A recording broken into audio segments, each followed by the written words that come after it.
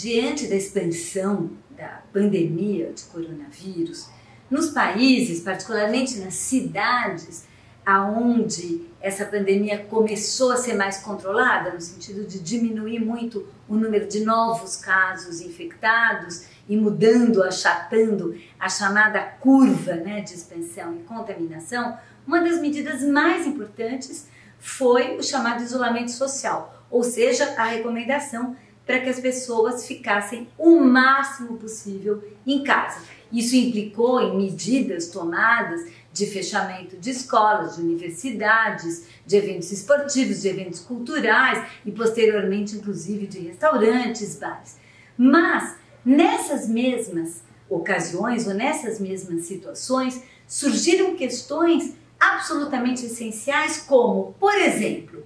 como é possível uma família, uma pessoa permanecer em casa se ela é despejada ou removida. E nesse sentido, em várias cidades da Europa, cidades dos Estados Unidos também, são os lugares que até agora nós temos notícia, movimentos muito importantes surgiram para que fossem suspensas provisoriamente, em função da pandemia, as ordens de reintegração de posse, as ordens de execução hipotecária de quem não pagou, né, a sua hipoteca e as prestações e por isso teria que devolver a casa, as ordens de despejo, fazendo com que esses indivíduos e essas famílias não tivessem que ficar expostos às consequências de um despejo, de uma remoção, de uma reintegração de posse, que normalmente ou vai ser compartilhar uma moradia com outros, aumentando muito a densidade ou a precariedade, ou, na maior parte das situações, não ter nenhuma opção de moradia e poder, inclusive, ir para a rua, numa condição absolutamente precária, mais precária ainda, de se proteger contra a infecção do coronavírus e também proteger os demais membros da cidade e da comunidade.